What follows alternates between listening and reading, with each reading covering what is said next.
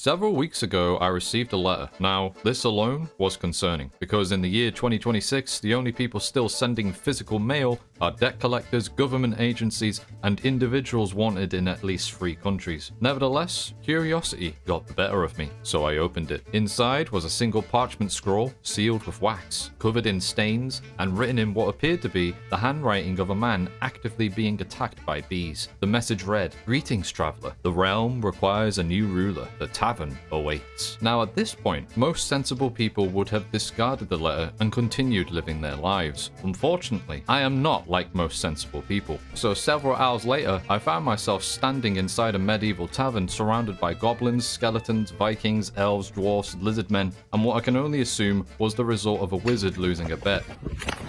This is Tabletop Tavern, and first of all, a huge thank you to the developers for providing me with early access and a full Steam key, which was very kind of them, because after spending several days inside this game, I can confidently say they essentially handed me a medieval gambling addiction disguised as a strategy game. Tabletop Tavern is a roguelike RTS that feels like somebody locked Total War, Slay the Spire, and a Warhammer fantasy collector inside a tavern and refused to let them leave until they produce something marketable. You choose a faction, you choose a hero, you build an army, you conquer towns, you collect gear, you make increasingly poor life decisions, and eventually you either become ruler of the realm or die trying. Now originally, my goal for today's video was simple. I was going to take this magnificent specimen before you, Boblin the Goblin King, and make him ruler of the entire tavern while beating every difficulty available. Unfortunately, after several hours of gameplay, I quickly realized the developers had apparently balanced the game around military commanders and people who enjoy emotional suffering. So after being repeatedly humbled by medieval fantasy creatures, I adjusted my goals slightly. Instead of beating every difficulty, we were only going to beat the first 3, which, believe me, is significantly harder than it sounds. Now, I'd love to tell you I carefully studied Boblin's perks, campaign bonuses, and unique mechanics before making my choice, but that would be a lie. I picked him entirely because he looked funny and his nipple piercings had me asking questions about myself. And thus, our journey began. Like every new run, we started by landing on a treasure chest. This grants a random gear item, and after careful strategic consideration, we selected Jousting Lancers. At the time, this seemed like a perfectly reasonable choice. Unfortunately, future me now knows river trout exists, and every second of this footage causes me physical pain. But we'll get to the fish later. For now, we had goblins, we had trolls, and most importantly, we had absolutely no fucking clue what we were doing. Our first battle was against some skeletons from the Sanguine Court, otherwise known as the faction that makes Ariana Grande look nutritionally complete. Now, despite looking like victims of a severe calcium deficiency, these lads actually put up a decent fight. Thankfully, however, giant trolls hitting people with entire tree trunks tends to solve most military disputes. Victory secured, money earned, morale high, and immediately afterwards I recruited some goblin scrap shooters. Now, I just want to make something very clear here. Fuck these guys. I hate them. I despise them. Every time they appeared throughout my campaigns, they somehow managed to disappoint me in a completely new and innovative way, just like my government. Mr. Speaker, I am a gooner. If somebody held a gun to my head and forced me to choose between recruiting scrap shooters or simply setting my gold on fire, I'd generally need a minute to think about it. Anyway, we pushed onwards and eventually arrived at Thornwick. Now, towns are extremely important in Tabletop Tavern. Every town is controlled by a different faction. Every town has a different garrison, and every town gives you choices. You can enter peacefully, recruit units, heal your army, deposit gold, or, if you think you've hard enough, you can sack the town and steal everything not nailed down. Now, deposits are probably one of the most important mechanics in the game. Any gold you deposit contributes towards unlocking permanent upgrades for future campaigns. Think of it like a retirement fund, except instead of funding for old age, you're investing in future military campaigns led by goblins with nipple piercings. There's also interest, meaning any gold you save compounds over time, which means for the first time in my entire life, the game was actively encouraging responsible financial decisions. Naturally, I ignored this information for quite a while. Now, luckily, Thornwick happened to be occupied by fellow Gruntkin, which finally gave me an excuse to explain Boblin's actual bonuses. You know, the things I definitely researched before selecting him. Boblin's campaign bonus heals Gruntkin units after every victory. His battle bonuses reward us for keeping large numbers of goblins alive, and his hero effects make goblin units both stronger and cheaper, meaning the optimal strategy is essentially acquire more goblins. If that fails, acquire even more goblins. Soon afterwards, onwards, we arrive at Brackenfell, an Iron Legion castle. Now, any rational military commander would have assessed the situation carefully, calculated casualties, evaluated strengths and weaknesses, and developed a plan. I looked at the walls, saw some trolls, and said, fuck it. The western gate had fewer towers, which in my mind made it scientifically weaker. So without hesitation, I charged directly through it. The defenders died, the castle fell, the grass was stained red, and our reward? Pumpkin pie. A magical item that fully heals our army whenever we enter a town peacefully, which feels like a deeply ironic reward considering we had just obtained it by massacring an entire settlement. But hey, pumpkin pie is pumpkin pie. Now afterwards, the game offered me conscripts, surviving enemy soldiers willing to join my army for free, and because I'm apparently mentally disabled, I didn't recruit a single one. I genuinely hadn't realized they cost absolutely nothing. So allow me to paint a picture. Imagine you're defending a castle. Hundreds of goblins arrive. Several trolls, dire wolves, various horrors beyond human comprehension. They slaughter everyone. Shoot faster! Loot everything, and destroy your economy, then silently refuse free reinforcements and leave. That is essentially what I had just done. The goblin brain is an enigma. It understands only two concepts: war and being incredibly stupid. Anyway, we pushed onwards, killed more skeletons, killed some undead dogs, made some money, and eventually the enemy started getting a little more serious. Bigger armies, stronger units, and this is where the scrap shooters really began showing their true colors. By which I mean they started performing with all the combat effectiveness of a half-eaten moldy burrito. Every battle these little green bastards found new and exciting ways to disappoint me. Boo! They couldn't kill, they couldn't tank, they couldn't survive, they couldn't hit anything. At one point, I think one of them was actively helping the enemy. Meanwhile, our trolls were out here solving every problem through extreme blunt force trauma, which only made the scrap shooters look even worse. Thankfully, however, I finally discovered conscription was free,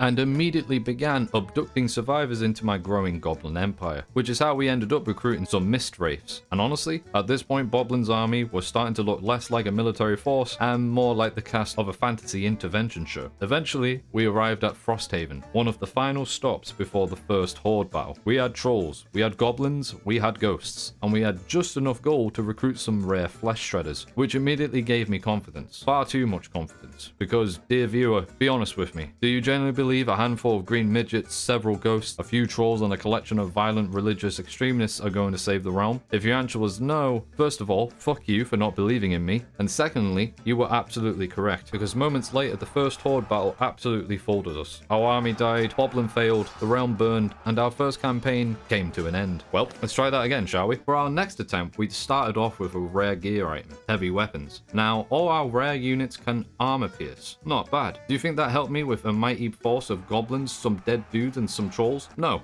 of course not. Maybe this time might be different, because thanks to our starting chest, we managed to acquire one of the greatest innovations in medieval economics, dwarven taxes. Now, I don't know what kind of black magic these little bearded midgets are cooking up in their accounting departments, but we were now generating an additional 10 gold in interest every single turn, meaning for the first time in my life, responsible financial planning was directly contributing to military conquest. I'd like to say this helped my confidence, but I soon realized I was fighting every man's one true weakness, a hot goth girl. Luckily, however, Boblin's nipple piercing snapped me back to reality and we pushed onwards. And finally, we beat Act 1, which on the very first turn introduced a new mechanic: campfires. Now, these are actually pretty useful. You can rest, which heals your army, train, which randomly prestiges a unit, scout, or scavenge, all of which are significantly more productive than most things Boblin had done up to this point. Our first battle afterwards was against what appeared to be several homeless Norwegians operating a fucking ballista. Oh, well, this is going to be fun. Now, unlike most things we've fought so far, that ballista actually had the potential to cause some serious damage. So while my main force distracted their army, I sent my cavalry around the flank and slammed directly into the artillery crew before they could do anything meaningful. See you later, Scandinavian peasants. You won't be missed. At this point, I was starting to feel pretty good. We'd amassed a fairly respectable force: tiny green men, tall green men, fat green men riding wolves, and whatever these undead things are. So naturally eventually I decided it was time to sack Stonehollow, because confidence and committing war crimes have historically always gone hand in hand. The battle itself went surprisingly well. The defenders died, the town fell, and then I noticed something strange. The available conscripts looked absolutely nothing like the people we'd just slaughtered. My personal headcanon is that these guys were all on break. They heard the fighting outside, looked over the walls, saw several hundred goblins and trolls storming through the streets, and collectively came to the conclusion of, yeah, fuck that. Anyway, we settled on some cavalry and moved on. Now, thanks to our growing economy, we eventually managed to purchase an uncommon booster pack, which rewarded us with even more Bogmar trolls. Now, personally, I'd say that's a pretty good deal. I'll make that deal. The Green Horde of Boblin the Great continued marching north, recruiting more units, winning more battles, and becoming increasingly convinced that we actually knew what we were doing, which, as you will soon discover, was complete bullshit. Unfortunately, we were eventually stopped by our arch-goth mommy nemesis from earlier. Damn, what is that, bro? She kept blabbering on about prophecy, destiny, the end times, and whatever else goth women tend to discuss. At this point, I was too piss poor to even buy everybody a drink, so I stared at her head-height tits for a while and then left, which totally did not make the next two encounters significantly more awkward. Well, we eventually completed Act 2, got our first legendary unit, and I'm pretty sure Boblin's first restraining order as well. Now on to the finale, Act 3, the Verdant Blade, and oh, it's still Mr. Morvain. Anyway, let's thrash you beat you again in glorious combat, shall we?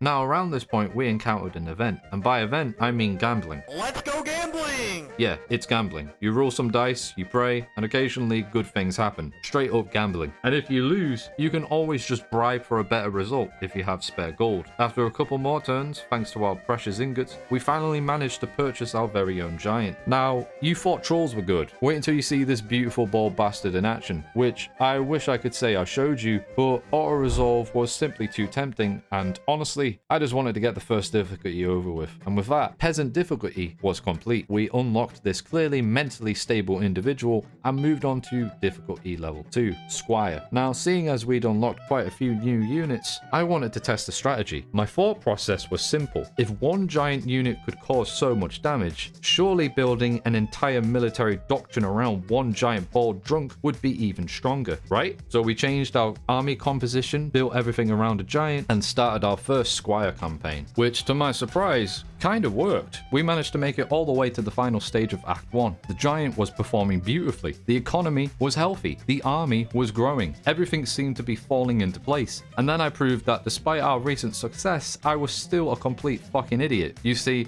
the game had very kindly informed me that I would lose the upcoming auto-resolve. In bright red text, large text, very obvious text specifically designed to stop idiots from doing exactly what I was about to do. Unfortunately, reading has never been one of my strongest qualities, so naturally, I clicked it anyway. The giant died, the run ended, and I sat there staring at my screen in absolute disbelief at what I had just done, to the point I physically got up and took a short walk. Otherwise, I probably would have punched my fist right through my monitor.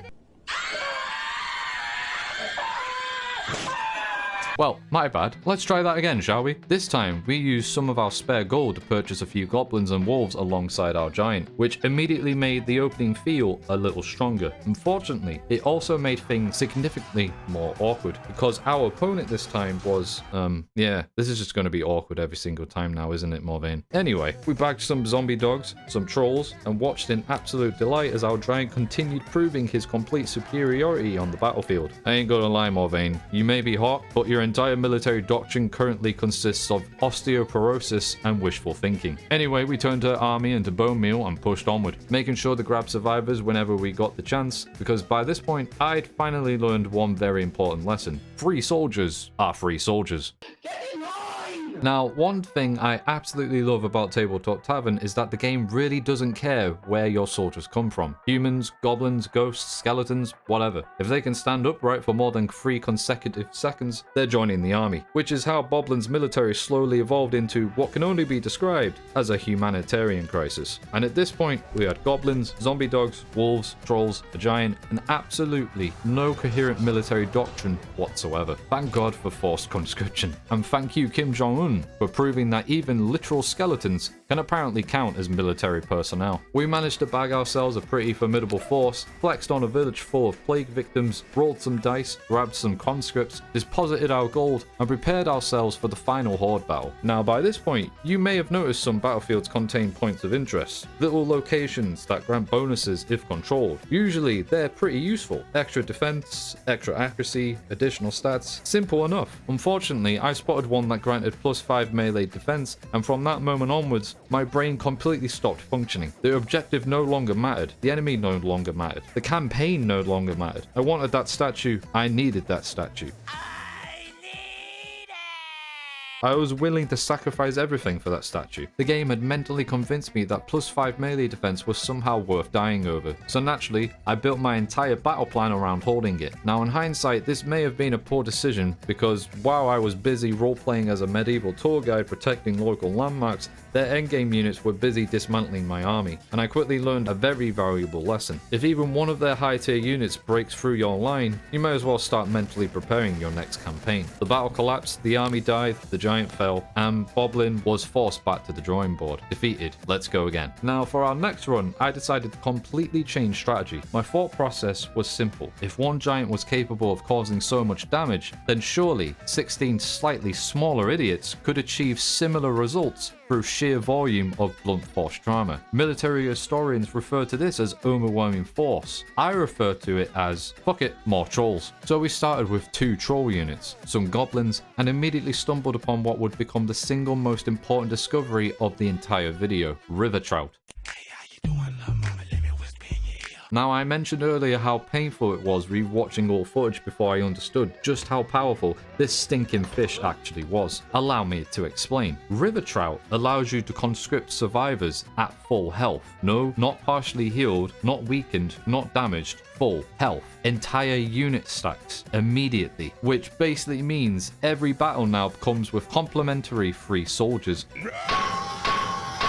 with the added benefit of being fully loaded. And just like that, everything changed. Guys, I really like this fish, because after our very first battle, we immediately gained 2 full unit stacks. Turn 1, 2 entire units. This wasn't a gear item anymore. This was a military industrial complex disguised as seafood, and from that point onwards, the run started snowballing. Thankfully, this run was also significantly less awkward, because instead of Sister Morvain, our opponent was just her ex-husband, which honestly felt like a far healthier relationship dynamic for everyone involved. Anyway, with the power of our trout, we managed to get surprisingly far through auto-resolves alone, and when we finally did have to fight a real battle, it actually went pretty smoothly. Now, one of the great things about trolls is that they aren't slowed down by swamps, and neither are our mist wraiths, because, well, they don't have legs, they float.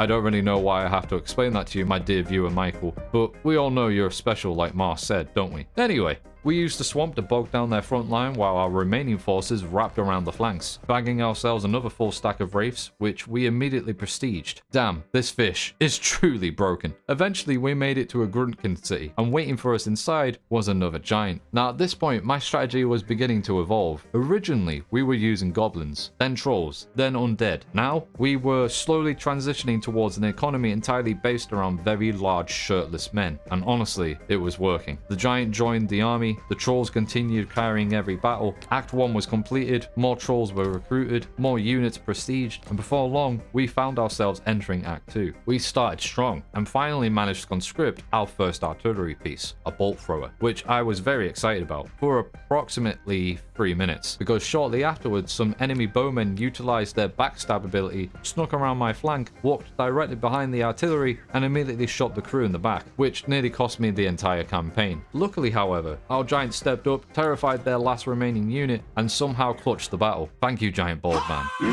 We continued onward, slaughtered everyone at Dunwick, picked up arming swords, which granted all of our melee units an additional 6 attack, and generally continued becoming a larger problem for society. Then during a camp event, one of our soldiers appeared to have a complete schizophrenic breakdown, which would normally be concerning, but we solved the issue the same way all medieval societies solved mental illness, by rolling some dice and pretending nothing happened. Problem solved. Eventually, we arrived at the final battle of Act 2, and honestly, things were looking pretty good. Our bolt throwers have occupied a watchtower, granting additional accuracy for them. We used the tower to help out in a flank, even though I have no idea how you could even miss seeing 16 large green trolls, but hey ho, I ain't one to judge, enjoy getting slaughtered. The battle itself went surprisingly smoothly. The enemy collapsed, the horde was defeated, and for our efforts we were rewarded with some genuinely ridiculous units, which carried us directly into Act 3. Now unfortunately, auto-resolve finally demanded a sacrifice, because while pushing through several battles, we lost our beloved giant. Rest easy, soldier. Your bravery, your courage, and your immense contribution to alcohol-fueled violence will not be forgotten. Thankfully, however, the trout remained, and where one giant falls, another can be recruited. Soon afterwards, we conscripted some rock giants, which conveniently come in stacks of 12. Now, my military doctrine by this point had evolved into something beautifully simple. Big means more. So naturally, we recruited more trolls too. Now, it would be a real shame if somebody accidentally lost one of their best tier 3 units because they weren't paying attention, potentially jeopardizing the entire run, wouldn't it? Anyway, we beat this battle. Moving on. At this point, our army was becoming genuinely ridiculous. Half of it consisted of trolls and giants, the other half consisted of conscripts acquired through what I'm pretty sure qualifies as several war crimes. Auto-resolves were becoming more and more common, victories came easier, we besieged additional trolls, picked up some artillery, and before long, arrived at the final battle. Now thankfully, the RNG gods smiled upon us. We won the initiative role, placed our army near the accuracy tower to defend, and immediately noticed something beautiful. The enemy's half of the battlefield in the tower's sphere was covered in swamp. Our trolls don't care about swamps, but their units do, and at that moment, Boblin knew this battle was already over. It came close, very close, but the sheer volume of giant idiots we had assembled was simply too much for them to break, and by the end of the fight, we hadn't lost a single one in any of our giant units cards, and with that, Squire difficulty level 2 was complete. With finally enough gold saved up, we unlocked starting gear in the upgrade tree. Now this was huge, because instead of relying entirely on luck, we could begin each run with a guaranteed item, and after everything we've learned so far, I knew exactly what I wanted. Fish, no, money, lots of money. So we selected Iron Bank, which doubles the interest earned from gold currently in our possession. Now my thought process was simple. If a single giant could carry entire campaigns, then surely using him to bankroll medieval economic empire would be even stronger. At least that was the theory.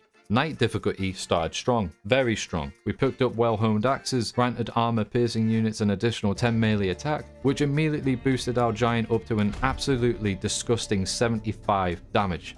Here's Johnny. Before we'd even fought our first battle, we quickly bulldozed through the opening encounters, picked up a duplication potion, and naturally used it on the giant, because at this point there were no longer any tactical decisions being made, only giant-related decisions. And just like that, by turn 3, we had 2 giant drunk British men. Things were looking promising. By turn 11, we'd accumulated 45 gold, picked up heavy weapons, expanded the army, and genuinely looked terrifying. Now I'd love to tell you all this careful planning paid off, that our economic strategy carried us to glory, that our giant-centric military doctrine had finally reached perfection. Unfortunately, it wasn't enough. The first horde battle folded us, the run died, and we were sent directly back to the drawing board. At this point, there was no longer any debate. No experimentation, no innovation, no creativity. We were going back to what worked. River trout, a giant, and some goblins. The holy trinity. We started the run, grabbed our first chest, and immediately got chug jug. Now our units replenished twice as fast every turn, which when combined with river trout basically meant casualties had become a suggestion. Numbers stopped mattering. Losses stopped mattering. The goblin war machine simply kept producing soldiers, and that's exactly what we did. After a few battles, we stumbled across another event, this time involving some sort of beast hunt. Now, feeling unusually confident and possessing enough gold to bribe the outcome anyway, I decided to take my chances. We rolled and got 20. A perfect roll, which rewarded us with bear spray. Now, bear spray might genuinely be one of the funniest items in the entire game, because it completely removes monstrous and single entity enemies from future encounters. That's it. No explanation, no logic, no questions. Apparently medieval bear spray is simply so powerful that various horrors beyond comprehension all collectively decide decide, nah, I'd never show up ever again. At this point, I had river trout, chug jug, bear spray, and enough confidence to not care about casualty rates. We pushed onward, reached our final Gruntkincy, and eventually recruited 3 giants. Now the obvious play here would have been to prestige them, combine all 3 into a single stronger unit. But my autistic little goblin brain had an epiphany. Why have 1 giant that's slightly better when you can have 3 giant drunk British men committing alcohol-fueled violence simultaneously with slightly less stats? So I held off prestiging for now and moved onward. Eventually, we reached the final horde. There was a blacksmith nearby granting additional weapon strength. We won the initiative roll, and suddenly everything was lining up perfectly. So naturally, I deployed the Great Wall of Baldness. 3 giants, a mountain of belly fat, several trolls, and enough muscle mass to cause concern for local infrastructure. The giants held the left flank, while the trolls, wolves, and assorted warcrime enthusiasts pushed the right. And somehow, it worked. The enemy struggled to even enter the blacksmith's sphere of influence. The giants absorbed everything thrown at them. The trolls butchered anything that slipped through, and despite a few close calls, we pulled through. The wolves and skeletons died, but that's a sacrifice I'm willing to make, because our reward? Legendary units. More trolls and more progress. Soon enough, we reached the second horde battle, which consisted of Germans, crusaders, men with guns, and 2 legendary units, which admittedly wasn't ideal. Thankfully, however, we once again won the initiative, claimed another blacksmith, and prepared for battle. The main force occupied the left flank. Prestige trolls and giants took the right. Elite units remained in reserve. Everything was going according to plan, until I remembered legendary bowmen have backstab, meaning arrows immediately began flying directly up my ass, which was unfortunate, but I quickly got to work for resolving that. Thankfully, however, the giants held, the trolls held, the line held, and eventually the enemy didn't. We won. Conscripted a legendary Ashguard unit, picked up another giant, and sadly had to disband our beloved tier 3 goblins. Thank you, my beloved green midgets. You served well, but in this world, big has proven to be more. Act 2 completed, now for the final part of this challenge, which put us against a brand new faction to slaughter, the Dracosaurs. Think of those guys from arguably the greatest Turok game ever made, amassing a large army and somehow figuring out how to develop common sense. Yes, I know exactly what I just said, and I'll die on that fucking hill. Turok Evolution is the best Turok game. Fight me in the comments. I dare you. Anyway, with the power of auto-resolve, we immediately began causing a second mass extinction event for these poor bastards through the power of giant supremacy, even conscripting some big shielded boys along the way. But eventually, I couldn't resist any longer. I wanted to see these dinosaur men in action, so we finally settled on fighting out a real battle, which consisted of them having artillery ballistas strapped to the back of Triceratops, manned by what looked like the offspring of some guy getting a velociraptor pregnant. Now, admittedly, they were pretty cool. Unfortunately, they also proceeded to murder all of my trolls, which was significantly less cool. Thankfully, however, our giants got their revenge. Afterwards, we grabbed some more gold through a dice roll and auto-resolved several more battles. Sadly got one of our giants killed in the process, rest easy king, and eventually found ourselves in possession of our own dinosaur artillery. Some giant shield dino boys and some Scottish women. The army was looking good, really good. Unfortunately, the game then informed me the final battle would involve 9 artillery pieces, and this legendary unit that looked like Godzilla's offspring after a brief stint in prison, which I have to admit was not ideal. Now, I'd love to stand here and tell you all about the glorious final battle, the heroic charges, the tactical brilliance, the legendary showdown between 2 mighty armies. Unfortunately, that would be a lie, because I cheesed it.